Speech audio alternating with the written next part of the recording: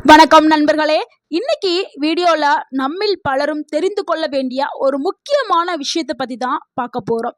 இரத்த சோகை, உடல் சோர்வு, தலை சுற்றுதல், முடி உதிர்தல், கவனம் குறைந்து போதல், எப்பொழுதும் தூக்கம் வருவது போன்ற பிரச்சனைகள் அதிகரித்து வருகிறது. இந்த பிரச்சனைகளுக்கு முக்கிய காரணங்களில் ஒன்று இரும்புச்சத்து குறைபாடு. பலர் இரும்புச்சத்து என்றாலே பேரிச்சம்பழம்தான் என்று நினைப்பார்கள்.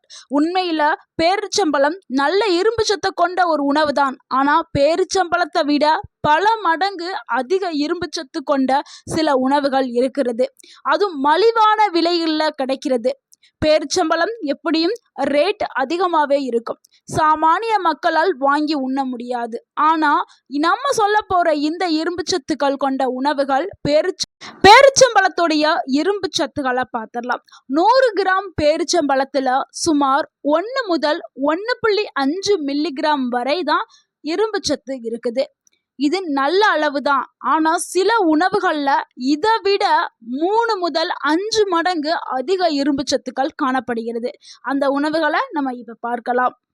நம்ம முதலாவதா பார்க்கக்கூடிய அந்த உணவு கருப்பு உளுந்து தாங்க.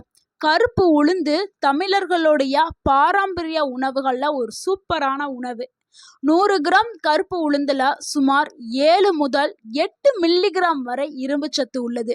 அதாவது பேரிச்சம்பழத்தை விட பல மடங்கு அதிகமா உள்ளது. இதனால ஏற்படக்கூடிய நன்மைகள் என்னன்னா, இரத்த உற்பத்தி மேம்படும், பெண்களின் உடல் பலத்தை அதிகரிக்கும், எலும்புகளை வலுப்படுத்தும், தசை வளர்ச்சிக்கு இது உதவும். அதனாலதான் அந்த காலத்துல பெண்கள் வயதிற்கு வரும் பொழுது உளுந்தங்களி அப்படின்னு ஒரு உணவை செஞ்சு கொடுத்துட்டு வந்தாங்க. ஆனா இப்ப இருக்கிற காலகட்டத்துல அப்படிங்கிற ஒரு உணவு இருக்கா அப்படின்னு தெரியற அளவுக்கு அது மறந்து போயிருச்சு. இனிமேவாது வீட்டுல எல்லார் குழந்தைகளுக்குமே இந்த உளுந்தங்கஞ்சிய அட்லீஸ்ட் வாரத்துக்கு ஒரு முறையாவது செய்து கொடுங்கள். இதுல உளுந்து வடை, உளுந்தங்களி, உளுந்தங்கஞ்சி, இட்லி மாவுல சேர்த்து அரைக்கிறது, இந்த மாதிரி விதவிதமா செய்யலாம். குறிப்பா பெண்களுக்கு வாரத்துல 3 முறை எடுத்துக்கிறது ரொம்பவே நல்லது. நம்ம உளுந்தங்களி செய்ய முடியாத பெண்கள் என்ன பண்ணலாம்னா, ஏன்னா இப்ப இருக்கக்கூடிய காலகட்டத்துல எல்லாருமே ஃபாஸ்டான ஒரு உலகத்தை நோக்கி போயிட்டு இருக்கோம். அதனால நீங்க ஒரு மாதத்திற்கு தேவையான கருப்பு உளுந்த வாங்கி அதை நீங்க நல்லாவே ரோஸ்ட் பண்ணிக்கிறீங்க, அதாவது வறுத்துக்கிறீங்க. வெறுமனமே எண்ணெய் ஊத்தாம வறுத்து அதை நீங்க பவுடர் பண்ணி வச்சு டெய்லி சாப்பிடக்கூடிய பாலா இருக்கலாம், இல்லை சாப்பாடா இருக்கலாம். பால் டெய்லி குடிப்பீங்கன்னா அந்த பாலில் ஒரு கிளாஸ் பாலில் 1 டேபிள் வறுத்து வச்ச அந்த பவுடர் பண்ணி வச்ச அந்த உளுந்தோடைய பவுடரை கலந்து நீங்கள் குடிச்சுக்கிறீங்க. அப்படி பால் பிடிக்காதவர்கள் என்ன பண்ணலான்னா, சாப்பிடக்கூடிய சாதத்தில் 1 டேபிள் ஸ்பூன் வறுத்து பவுடர் பண்ணி வச்ச அந்த உளுந்த பவுடரை சேர்த்து நீங்கள் சாப்பிட்டுட்டு வரலாம். பெண்களுக்கு ரொம்பவுமே ஒரு சிறப்பான ஒரு உணவு கருப்பு உளுந்து. கண்டிப்பாக எல்லா பெண்களுமே இதை ஒன்றை எடுத்துக்கிறணும். நம்ம இரண்டாவது பார்க்கக்கூடிய ஒரு உணவு என்னன்னா, முருங்கைக்கீரை தாங்க. கீரைகளுடைய அரசன் என்று அழைக்கப்படுவது முருங்கைக்கீரை தான். 100 கிராம் முருங்கைக்கீரையில சுமார் 4 முதல் 7 மில்லி வரைக்கும் இரும்பு சத்து இருக்குது. இதனால என்ன நன்மைகள் ஏற்படும்னா, ஹீமோகுளோபின் அளவு உயர்த்தப்படும், கண் ஆரோக்கியம் பாதுகாக்கப்படும், நோய் எதிர்ப்பு சக்தி அதிகரிக்கும், உடல் சோர்வு குறைக்கும். எப்படி இந்த முருங்கைக்கீரையை சாப்பிடலாம்னா, முருங்கைக்கீரை கூட்டு, முருங்கைக்கீரை சூப்பு, பருப்புடன் சேர்த்து சமைக்கிறது, இந்த மாதிரி நம்ம சமைக்கலாம். இதை வாரத்துக்கு குறைந்தது 2 முறையாவது எடுத்துக்கிறேங்க.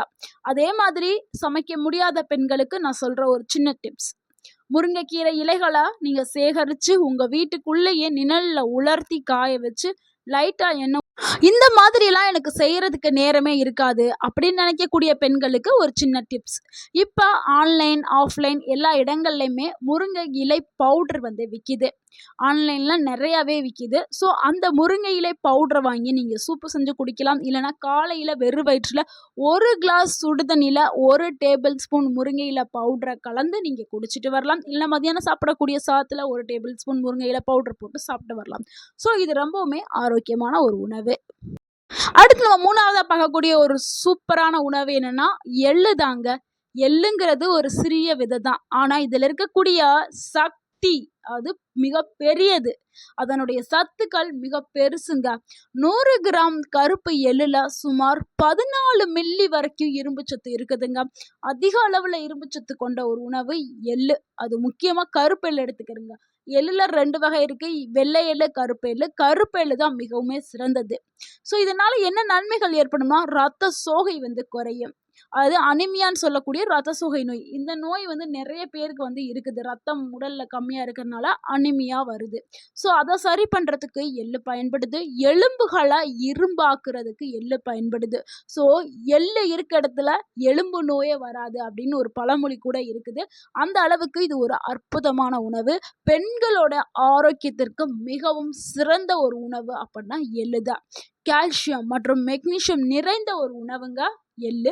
ஸோ கால்சியம், மெக்னீசியம் எல்லாமே இருக்கிறதுனால எலும்புகளுடைய அடர்த்தி அதிகமாகும். இந்த எள்ளை எப்படி சாப்பிடலாம்னா, எள்ளை வந்து எள்ளுருண்டை செஞ்சு சாப்பிடலாம். எள்ளுருண்டை கடைகள்ல விக்குது. ஸோ டெய்லியும் ஒரு எள்ளுருண்டை எடுத்து சாப்பிட்டுக்கிறலாம். இல்லைன்னா எள்ளு பொடி, எள்ளு சட்னி, நம்ம வாரத்துல ஒரு 3 முறை எள்ளு சட்னி எடுக்கலாம்.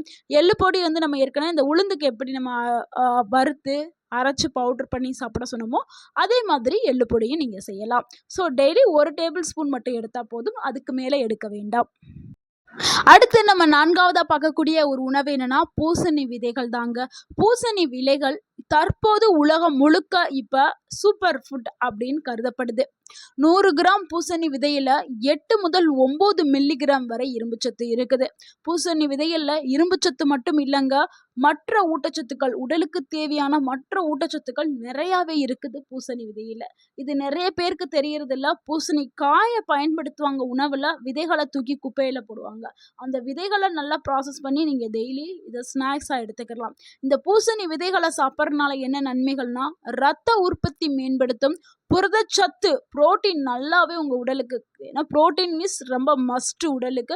அந்த புரோட்டீனை கொடுக்கக்கூடியது பூசணி விதைகள். இதயத்தை ஆரோக்கியமா வச்சுக்கிறதுக்கு தேவையான அந்த ஒமேகா 3 ஃபேட்டி ஆசிட் எல்லாமே பூசணி விதைகள்ல இருக்குது. ஆண்களுடைய ஆரோக்கியத்திற்கு இது பூசணி விதைகள் பயன்படுது. ஏன்னா ஆண்களுக்கு தேவையான அந்த ஸ்டாமினா பவர், ஆண்மை பவரை கொடுக்கறதுக்கு பூசணி விதைகள் பயன்படுது. இந்த பூசணி விதைகளை எப்படி சாப்பிடணும்னா, நம்ம நேரடியாகவே சாப்பிடலாம், இல்லை நெய்யில வறுத்து பூசணி விதைகளை நெய்யில வறுத்து சாப்பிட்டா டேஸ்ட் கொஞ்சம் நல்லா இருக்கும். குழந்தைகள் நல்லா விரும்பி சாப்பிடுவாங்க. இது சாலடு, ஸ்மூத்தி இதுலலாம் போடலாம். பூசணி விதைகள் எவ்வளவு எடுத்துக்கிறோமா, ஒரு கைப்பிடி மட்டும் ஒரு நாளைக்கு எடுத்துக்கிட்டா போதும். தொடர்ந்து எடுத்து சாப்பிட்டுக்கிட்டே இருக்கலாம். நல்லதொரு ஆரோக்கிய நன்மைகளை கொண்டது பூசணி விதைகள். பூசணி விதைகளும் நிறையா இப்போ சூப்பர் மார்க்கெட், ஆன்லைன், ஆஃப்லைன் எல்லா இடங்கள்லையுமே அவைலபிளாக இருக்குது. அவங்க நீட்டாக அந்த தோலை நீக்கிட்டு அந்த க்ரீன் கலரில் இருக்கிற பருப்பு அதை பேக்கெட் பண்ணியே விற்கிறாங்க. நம்ம 5வதா பார்க்கக்கூடிய ஒரு உணவு என்னன்னா, அதுதாங்க கல்லீரல், அதாவது லிவர். அது ஆட்டோடதா இருந்தாலும் சரி, கோழியோடதா இருந்தாலும் சரி. நிறைய பேர் நான்வெஜ் சாப்பிட விரும்புவாங்க. ஸோ நான்வெஜ் சாப்பிடக்கூடியவர்களுக்கு இது ஒரு நல்ல ஒரு இரும்புச்சத்து நிறைந்த ஒரு உணவுங்க. 100 கிராம் கல்லீரல்ல 6 முதல் 10 மில்லிகிராம் வரையான இரும்புச்சத்து வந்து இருக்குது. இதனால ஏற்படக்கூடிய நன்மைகள் என்னன்னா, ஹீமோகுளோபின் வேகமாவே உடல்ல வந்து அதிகரிக்கும். விட்டமின் ஏயும் நிறைந்த ஒரு உணவு. இதனால கண் பார்வையும் உங்களுக்கு நல்லாவே தெரியும். சக்தியை அதிகரிக்கக்கூடிய ஒரு உணவா இது இருக்குது. எப்படி இந்த உணவை சாப்பிடலாம்னா, வாரத்துக்கு ஒரு முறை அளவோடு சாப்பிட்றது ரொம்பவே நல்லது. அதிகமாக சாப்பிட்றாதீங்க. ஸோ ஓகேங்க, இவ்வளோ நேரம் நம்ம இரும்புச்சத்து அதிகமாக உள்ள உணவுகளை பார்த்தோம். ஆனால் இந்த உணவுகளை சாப்பிட்டால் மட்டும் போதாது. இந்த உணவை சரியான முறையில் எடுத்துக்கிட்டாலுமே உடல் முழுமையாக உறிஞ்சுறதுக்கு விட்டமின் சி அப்படிங்கிற ஒரு விட்டமின் உங்கள் உடலுக்கு தேவை. விட்டமின் சி நிறைந்த உணவுகளை நீங்கள் எடுக்கும்போது தான் இந்த இரும்புச்சத்து உடலில் நல்லாவே உறிஞ்சி எடுத்துக்கிறோம். அதனால விட்டமின் சியை வந்து நீங்கள் சேர்த்துக்கிறணும். இந்த உணவு எப்பெல்லாம் சாப்பிட்றீங்களோ அப்போ விட்டமின் சி நிறைந்த உணவுகளையும் சேர்த்து எடுக்கணும். அது என்னங்க விட்டமின் சி நிறைந்த உணவு அப்படின்னு நீங்கள் கேட்கலாம். அதுக்கு தான் சொல்கிறேன், நெல்லிக்காய், எலுமிச்சை, ஆரஞ்சு, கொய்யாப்பழம் இது எல்லாமே வந்து விட்டமின் சி நிறைந்த உணவுகள்ங்க. நீங்கள் எப்பெல்லாம் இந்த இரும்புச்சத்து உள்ள உணவுகள் எடுக்கிறீங்களா, இப்போ நீங்கள் ஈரல் சாப்பிட்றீங்கன்னு வச்சுக்கிறீங்களேன், அப்போ ஈரல் நான்வெஜ் சாப்பிட்டதுக்கு பிறகு ஒரு கிளாஸ் நெல்லிக்காய் ஜூஸ் எடுத்துக்கிறங்க. இல்லைன்னா ஒரு நெல்லிக்காய் சாப்பிடுங்க, எலுமிச்சை ஜூஸ் எடுத்துக்கிறங்க, இல்லைன்னா ஆரஞ்சு எடுத்துக்கிறங்க, இல்லை ஒரு கொய்யாப்பழம் சாப்பிடுங்க. இதே மாதிரி தவிர்க்க வேண்டிய தவறுகள் என்னன்னா, இரும்புச்சத்து நிறைந்த உணவுகள் சாப்பிட்ட உடனே டீ, காஃபி, ஆர்டிஃபிஷியல் கூல்ட்ரிங்க்ஸ் இதெல்லாம் குடிக்கவே வேணாம். அப்படி நீங்கள் குடிச்சிங்கன்னா அதனுடைய சத்துக்கள் முழுமையாக உங்கள் உடலுக்கு போய் சேராது. அது சாப்பிட்டு 1 இல்லை 2 மணி நேரம் கேப் விட்டுட்டு தான் நீங்கள் இந்த மாதிரியான உணவுகளை எடுத்துக்கொள்ளணும். அப்போ தான் முழு ஊட்டச்சத்து உங்கள் உடலுக்கு கிடைக்கும். ஸோ இதை எப்போவுமே ஃபாலோ பண்ணுங்கள். நண்பர்களே, பேரிச்சம்பழம் நல்ல உணவு தான். ஆனால் இரும்பு சத்தை அதிகரிக்க வேண்டுமென்றால் கருப்புளுந்து, முருங்கைக்கீரை, எள்ளு, பூசணி விதைகள் மற்றும் கல்லீரல் போன்ற உணவுகளையும் உங்கள் உணவில் சேர்த்து கொள்ளுங்கள். சரியான உணவு முறையை பின்பற்றினால் இரத்த சோகை குறையும், உடல் சக்தியை அதிகரிக்க உதவும். இந்த வீடியோ உங்களுக்கு பயனுள்ளதாக இருந்திருந்தால் இந்த வீடியோவுக்கு ஒரு லைக் பண்ணுங்கள். இந்த வீடியோவை உங்களுடைய ஃப்ரெண்ட்ஸ் அண்ட் ஃபேமிலிக்கு ஷேர் பண்ணுங்கள். மறக்காமல் எங்கள் சேனலை சப்ஸ்கிரைப் பண்ணுங்கள், சப்போர்ட் பண்ணுங்கள், கமெண்ட் பண்ணுங்கள். தேங்க்யூ ஃபார் வாட்சிங்.